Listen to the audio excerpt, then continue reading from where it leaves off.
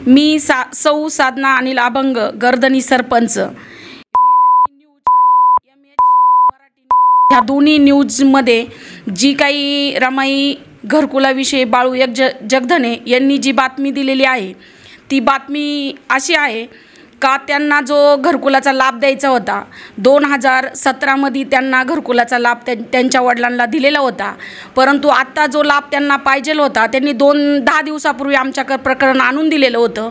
त्या प्रकरणाचा त्यांना लाभ द्यायच्या वेळेस भाऊसाहेब विशाल काळे साहेब त्यांनी सांगितलं मॅडम त्यांना 2017 मध्ये लाभ दिलेला आहे त्यांच्या वडिलांना, आता त्यांना जो लाभ द्यायचा आहे तर त्यांना जे रेशन कार्ड आहे ते रेशन कार्ड त्यांना सेपरेट करावा लागेल। त्यांनी सेपरेट केल्यानंतर आपण जानेवारीपर्यंत त्यांना लाभ देऊ अशी माहिती आम्ही दोघांनी पण त्यांना दिलेली होती, परंतु त्यांनी ह्या न्यूजला जी बातमी दिलेली आहे तर ती बातमीची शहानिशा न करता न्यूजवाले बांधू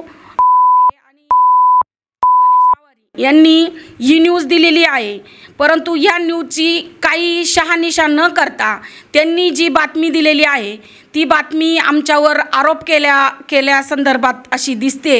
याबद्दल मी सांगू इच्छिते का आम्ही त्यांना लाभ द्यायला इच्छुक आहे, परंतु त्यांचं रेशन कार्ड सेपरेट नसल्यामुळे आम्ही त्यांना तो लाभ आत्ता दिलेला नाही। त्यांना आम्ही सांगितलं होतं आम्ही तुम्हाला जानेवारीपर्यंत लाभ देऊ, परंतु त्यांनी बातमी आमची दिली आणि न्यूजवाल्यांनी पण माझं असं म्हणणं आहे का दोन्ही नाण्याचे दोन्ही बाजू मांडून घ्यायचे, समजून घ्यायचे आणि मग न्यूज द्यायची आहे।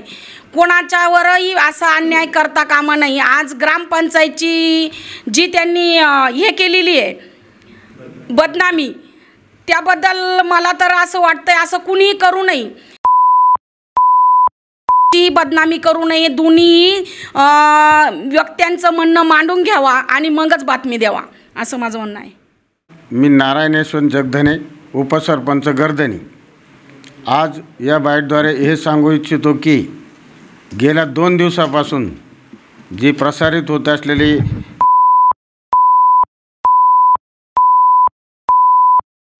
या 2 चॅनलने जी गर्दनी गावचं बातमी जी फेमस प्रसिद्ध करायचं काम चालू आहे ते एकदम साफ चुकीचं आहे। पत्रकार बंधूंनी या बातमीबाबत थोडीफार शहानिशा करूनच प्रसिद्धी माध्यमाला प्रसिद्धी करावी, अन्यथा विनाकारण ग्रामपंचायत भले गर्दनीची असो अगर इतर कुठली असो विनाकारण बदनामीच्या खाईत लोटल्या जाते असं भविष्यात होऊ नये। यामुळं गावचा आणि सरपंच उपसरपंच ग्रामसेवक यांच्यावरचा लोक विश्वास ठेवतील अगर न ठेवतील आणि प्रत्येकजण असेच प्रश्न घेऊन येतील किंवा कोणाच्याही मनाला जर वाटलं मलाही बी बातमी देता येईल म्हणून तो जर देऊ लागला त्याला काय करायचं, मग कारभार कसा करायचा आहे ग्रामपंचायतचा। म्हणून माझी विनंती आहे का आता जे मॅडमने सांगितलं का बा हे असं होता कामा नये अगदीच बरोबर आहे। त्याप्रमाणे पत्रकार बंधूंना सुद्धा कळकळीची विनंती आहे की अशा बातम्या थोडीफार शहानिशा करूनच बातम्या द्यावात, अन्यथा विनाकारण ग्रामपंचायतीची बदनामी त्या कर्मचाऱ्यांची बदनामी होऊ शकते याची थोडीफार काळजी घ्यावा। पत्रकार बंधूंना हीच विनंती माझी कळकळीची। मी श्री विशाल विठ्ठल काळे ग्रामविकास अधिकारी ग्रामपंचायत गर्दनी। आज या ठिकाणी या न्यूजद्वारे गेल्या 2 दिवसापासून एक पोस्ट व्हायरल होत आहे, त्याच्यामध्ये काही आरोप करण्यात आलेले आहे।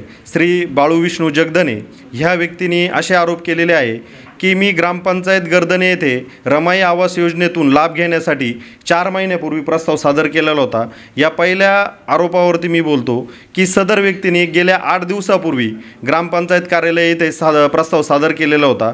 दुसरा आरोप असा केलेला आहे की गावात इतरत्र बंगल्यावाल्यांना घराचे प्रस्ताव पंचायत समिती येथे सादर केले, परंतु माझा केलेला नाही आहे। तर असा कुठलाही प्रकार ग्रामपंचायत गर्दनी येथे घडलेला नाही आहे। तिसरी गोष्ट या न्यूजमध्ये असं दाखवण्यात आलेलं आहे की पंचायत समिती येथे काही पैशाची देवाणघेवाण करून प्रस्ताव मंजूर करावा, हा सपशेल आरोप हा बाळू विष्णू जगधनेंनी हा खोटा केलेला आहे। असल्या प्रकारे कोणतीही माहिती मी स्वतः त्यांना दिलेली नाही व श्री बाळू विष्णू जगधने यांनी 8 दिवसापूर्वी प्रस्ताव सादर केलेला होता।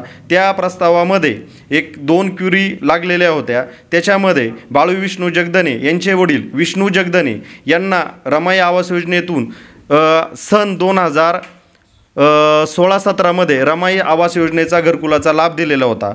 तर त्यांचाच हे मुलगा बाळू विष्णू जगधने यांनी आज प्रस्ताव सादर केला, परंतु त्यांचं रेशन कार्ड एकत्रित असल्यामुळे त्यांना आम्ही सरपंच असतील, ग्रामसेवक असतील, उपसरपंच यांनी सांगितले की तुमचं रेशन कार्ड सेपरेट केल्यानंतर 1 जानेवारी महिन्यामध्ये आचारसंहिता संपल्यानंतर पुढल्या टप्प्यात तुमचा प्रस्ताव पाठवला जाईल। परंतु सदर व्यक्तीने एक आकस्मिक बुद्धीने आमच्यावरती न्यूज चॅनल पत्रकार बंधू असतील यांना बोलवून विनाकारण आरोप केलेला आहे। तसेच गर्दनी गावामध्ये आम्ही गेल्या 6 महिन्यामध्ये प्रधानमंत्री आवास योजना असेल, या आवास योजनेअंतर्गत 65 ग्रामस्थांना घरकुलाचा लाभ मिळून त्यांच्या खात्यावर पहिला हप्ता वर्ग केलेला आहे। तसेच शबरी आवासमधून आजपर्यंत 80 प्रस्ताव आम्ही पंचायत समिती अकोले येथे सादर केलेले आहेत। तसेच रमाई आवास योजनेतून जे पात्र 3 लाभार्थ्यांचे प्रस्ताव होते ते आम्ही सादर केलेले आहेत। तर सदर व्यक्तीने जे आरोप केलेले आहे हे अत्यंत चुकीचे आहे व बदनामीकारक आहे। सदर असं जर होत असेल तर सरकारी अधिकारी म्हणून इथे काम करावे की नाही असा जर प्रचंड जर दबाव येत, कोणी जर कशाचा आधार घेत असेल आणि असा दबाव टाकत असेल, जर चुकीचं काम करायला लावत असेल तर आम्ही सरकारी अधिकाऱ्यांनी काम कसं करावे। व पत्रकार बंधूंना पण ही एक विनंती आहे की जेव्हा या बाळू विष्णू जगधने यांनी जी बातमी लावली याची सत्यता पडताळूनच मग बातमी पुढे करायला पाहिजे होती। तसेच ग्रामपंचायत गर्दनी हे गावाला गेले 6 पुरस्कार मिळालेले आहेत। या गावात तसा तालुक्यात नावलौकिक आहे, परंतु सदर ह्या 2 दिवसाच्या बातमीमुळे गावाचं नावही खराब झालेलं आहे व तसेच आमच्या पण खूप मोठ्या प्रमाणात तालुक्यात बदनामी झालेली आहे। तर श्री बाळू विष्णू जगधने यांच्यावर आबरू नुकसानीचा दावा हा आम्ही ग्रामपंचायतमधून आम्ही करणार आहोत। श्री संतोष नामदेव अभंग, पोलीस पाटील गर्दनी। मी या बाईटद्वारे असं सांगू इच्छितो की आमच्या गावात जो प्रकार घडलेला आहे तो काही चुकीचा घडलेला नाही। जे बाळू विष्णू जगधने यांनी मला पण कॉल करून विचारले होते की माझ्यावर असं अन्याय होतं। म्हटलं तू BDO साहेबांकडे जा, ते तुझं शंकेचं निरासन करतील, परंतु आमच्या ग्रामपंचायतमार्फत असं कोणावरही अन्याय होत नाही। त्याच्या वडिलांना घरकुलाचा लाभ दिलेला आहे आणि बाकीचं सर्व ग्रामपंचायत असा स्वच्छ कारभार, पारदर्शी कारभार आहे। आमच्या गावात असा कुठलाही कोणावर अन्याय केला जात नाही। मी अशोक लक्ष्मण रावते, माजी सदस्य ग्रामपंचायत। गेली 2019पासून आम्ही हा जवळून कारभार ग्रामपंचायतीचा पाहिलेला आहे। या शबरी आवास घरकुल योजना या आता कुठंतरी सामान्य माणूस पंचायत समिती, ग्रामपंचायत किंवा BDOपर्यंत पोहोचायला लागले आणि लाभाच्या योजना घ्यायला लागले। आमचा 1956पासून जशी ग्रामपंचायत स्थापन झाली तोपासून तर आज 2024पर्यंत कुठल्याही प्रकारचा शितोडा आमच्या ग्रामपंचायतीवर उडवलेला नव्हता। सर्वसाधारण माणसांनी पूर्णतः BDO साहेब असतील, विस्तार अधिकारी असतील, ग्रामसेवक असतील यांच्या विचारविनिमय करून आणि त्यांच्याकडून थोडंसं मार्गदर्शन घेऊनच हे पाऊल उचलायला पाहिजे होतं। मी दशरथ धोंडेबा कोतवाल, मी माजी सरपंच 2003 ते 2008 या कालावधीमध्ये सरपंच म्हणून या ग्रामपंचायतमध्ये काम बघितलेले आहे। आमच्या गावची ग्रामपंचायत ही लोकसंख्येच्या मानाने खूपच चांगल्या पद्धतीने काम करते, कारण या ठिकाणी अनेक जाती धर्माचे लोक आहेत। त्यामुळं प्रत्येक शासनाकडून येणाऱ्या ज्या योजना आहेत त्या चांगल्या पद्धतीने या ठिकाणी राबवल्या जातात। कोणावरही अन्याय होणार नाही। ज्या पद्धतीने ज्या कॅटेगरीनुसार काही योजना असतात त्या पद्धतीने त्याचं वितरण केलं जातं।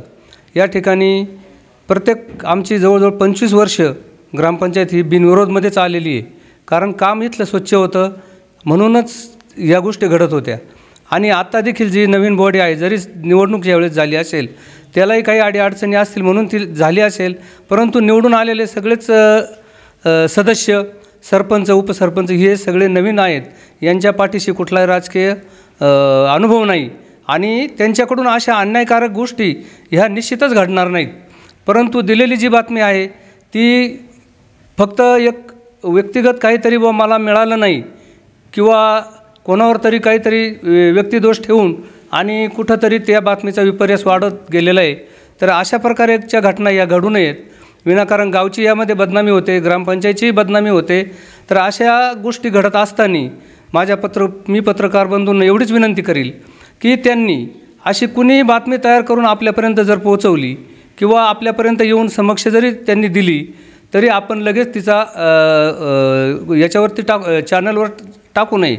कारण त्या बातमीचा विपर्यास हा सगळ्या जनतेपर्यंत जातो आणि त्या ठिकाणी जे विचारी माणसं आहेत त्यांना देखील ह्या गोष्टी खोचक वाटतात. तर यापुढे अशा गोष्टी घडणार नाहीत. त्यांनी एक बाजू ऐकून घेतल्यानंतर दुसरीही बाजू, कारण मला हे बी माहीत आहे की प्रत्येक पत्रकार किंवा चॅनलवाले असतील त्यांचे प्रत्येक गावाशी संबंधित लोक असतात. तुम्ही एक बाजू चुकीची ऐकल्यानंतर ती खरी आहे का, आणि ती जर खरी असेल तर याची आपण शहानिशा करायला हरकत नाही. आता भाऊसाहेबांशी मी बोललेलो आहे, तर भाऊसाहेबांनी ज्या काही अडीअडचणी सांगितल्या की एक रेशनधारक असेल त्याला धान्य वेगवेगळं मिळतं हो, परंतु योजनेतला लाभ प्रत्येकाला स्वतंत्र देणं कसं शक्य आहे. तसं जर शासनाचा जी आरच नाही, एका कुटुंबामध्ये एका योजनेचा एक लाभ जर दिला तर त्याच कुटुंबामध्ये दुसऱ्या व्यक्तीला कसा लाभ देता येईल. आणि जर पाहिजे असेल, त्याला जर काही तांत्रिक अडचणी असतील तर त्यांना विचारून घ्यावेत त्यांनी आणि त्या दुरुस्त कराव्यात आणि नंतर योजनेची मागणी करावी ना, बरोबर आहे का नाही. तर माझी एवढीच विनंती आहे की जे ग्रामस्थ असतील किंवा गावात राहणारे कोणी इतर सगळे बांधव आपलेच आहेत, परंतु त्यांनी देखील मनात आकस ठेवून अशा गोष्टींचा उहापोह जास्त करू नये, गावाची बदनामी करू नये. धन्यवाद. नमस्कार, मी भगवान गोविंद कोतवाल. मी एक गर्दनी गावचा ग्रामस्थ. आज या 2-3 दिवसापासून या प्रसारमाध्यमामध्ये जो व्हायरल व्हिडिओ झाला आहे तो असा आहे की बाळू विष्णू जगधने यांचं म्हणणं आहे की माझ्यावर या गर्दनी गावामध्ये घरकुलाच्या बाबतीत माझ्यावर थोडासा अन्याय होतो आहे. साहजिकच आहे, तालुका पातळीवर जर प्रत्येकाने जर व्हिडिओ बघितला असेल तर प्रत्येकाला त्याचा कळवळा येईल अशी ती बातमी आहेच आहे. पण याच्यामध्ये काय अडचण आली काय नाही ही प्रसारमाध्यमातून बाकीच्यांना काही माहिती नाही. आणि त्याच्या दृष्टीने जर पाहिलं की याच्यामध्ये जे प्रकरण त्याचं प्रकरण हे रमा योजनेअंतर्गत प्रकरण आहे आणि त्याच्यामध्ये त्यांनी जे प्रकरण सादर केलं होतं ते आता मला वाटतं ते 8-10 दिवसापूर्वी केलं होतं. ते आमच्या सरपंच मॅडम यांनी सांगितलं का ते 8-10 दिवसापूर्वी सादर झालं होतं आणि त्याचं त्या प्रसारमाध्यमापुढं सांगणं आहे की मी 6 महिन्यापूर्वी ते प्रकरण दिलं होतं. पण मग 6 महिन्यापूर्वी जर तू प्रकरण दिलं असेल तर तुझ्याकडं काही त्या प्रकरणाची पोच हवी होती आणि त्यात तू परत पुन्हा सांगतोय त्या प्रसारमाध्यमांपुढं की माझ्याकडून पैसे मागितले जातात किंवा त्याचा चहा पाणी केला जातो. आता ही बातमी न्यूजवरती ऐकल्यानंतर सर्वसामान्य लोकांच्या मनामध्ये एक चीड निर्माण होती का बा असा कारभार चालतो का न चालतो. त्याच्याविषयी त्यांनी जर त्याच्याकडे जर कुणी जर ती पैशाची मागणी 2 पैशाची केली असेल तर त्यांनी त्या पद्धतीने ते दाखवून दिलं पाहिजे समाजाला किंवा गावात त्यांनी ग्रामपंचायतमध्ये येऊन त्यांनी म्हटलं पाहिजे की माझ्याकडून ही व्यक्ती माझं प्रकरण पास करण्यासाठी माझ्याकडे 2 पैशाची मागणी केलेली आहे असं त्याचं म्हणणं आहे. आणि त्याच्यात मी एक सांगू इच्छितो की बा आमचे ग्रामविकास अधिकारी यांनी सांगितलं की बा मी त्यांच्याशी या प्रकरणाबद्दल ज्यावेळी चर्चा केली त्यावेळेस त्यांनी मला सांगितलं की भगवानराव त्याच्यात असं आहे की त्यांना आपण त्यांच्या वडिलांच्या नावावर 2016-17ला लाभ दिलेला आहे. तर त्याच्यानंतर आपल्याला तो दुसरा लाभ देता येणार नाही आणि जर द्यायचाच जर असेल तर आपल्याला त्यांचं राशन कार्ड हे त्याचं सेपरेट असणं गरजेचं आहे. तर त्यावेळेस साहेबांनी बी त्यांना सांगितलं की तुम्ही याचं जानेवारीपर्यंत एक सेपरेट राशन कार्ड तयार करा, बनवून घ्या तुमचं आणि तुम्हाला त्याच्यानंतर पुढल्या जे आहे तुमचं घरकुल आपण ते समाविष्ट करू हे त्यांना सांगण्यात आलं होतं. पण त्याच्यानंतर मग त्यांनी त्यांनी फक्त ते ऐकून घेतलं. पण त्याच्यानंतर त्यांनी शांत न बसता त्यांनी ते पुढीलसाठी ते प्रसारमाध्यमापुढे गेले आणि प्रसारमाध्यमांना मी सांगू इच्छितो की त्यांनी जे व्हिडिओ बनवले किंवा त्यांनी काढले असेल ते मांडले तुमच्या पुढं, तुम्ही याची थोडीशी शहानिशा करून किंवा आमच्या ग्रामविकास अधिकारी सरपंच उपसरपंच यांच्याशी चर्चा करूनच तुम्ही ते प्रसारित करायला पाहिजे होतं. मी एवढंच सांगू इच्छितो की त्यांनी ते माहिती घेता त्यांनी प्रसारित केलं आणि त्यामुळं काय झालं आमच्या गर्दनी गावामध्ये आज जो पाहण्याचा दृष्टिकोन होता ह्यो तालुका पातळीवर चांगल्यापैकी मीच तर सांगेल का 1 नंबरचाच होता. पण केवळ ह्या 2 दिवसाच्या व्हायरल व्हिडिओमुळं प्रत्येकाला असं वाटतं की बाबा या गर्दनी गावामध्ये असं प्रकारचं कृत्य होऊ शकतं का त्याच्यामुळे एकच खळबळ उडाली की आतापर्यंत जे आम्ही आता समाविष्ट केलेले शबरी योजनेतून घरकुल असतील, रमा योजनेतून असतील, परत पी याच्यातून असतील, प्रधानमंत्री आवासचे असतील, आता काय झालं या 2 दिवसामध्ये प्रत्येकजण ग्रामपंचायतमध्ये येऊ लागले. संशयास्पद नजरेनं सरपंच, उपसरपंच आणि ग्रामविकास अधिकारी यांच्याकडं आणि सदस्याकडं सगळी गावातील मंडळी संशयास्पद बघू राहिली की माझं प्रकरण तुम्ही दिलं आहे का नाही, यो म्हणतो दिलं आहे का नाही, तो म्हणतो दिलं आहे का नाही. याच्यासाठी 2 दिवसापासून साहेबांना बी एकच काम लागले का ते दाखवायचं प्रत्येकाला. त्याच्यामुळे ते गावामध्ये बी सुद्धा वातावरण अतिशय चिडीचं वातावरण तयार झालं आहे या कारणामुळं.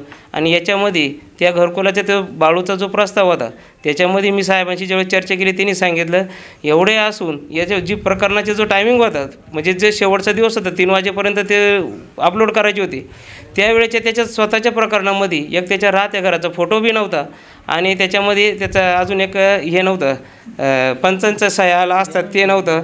म्हणजे त्याची ती पूर्तता नव्हती तेवढी. आणि त्याच्यानंतर पूर्तता नसल्यामुळं त्याला फोन करत होते पण साहेब म्हणले त्याचा फोन काय लागला नाही.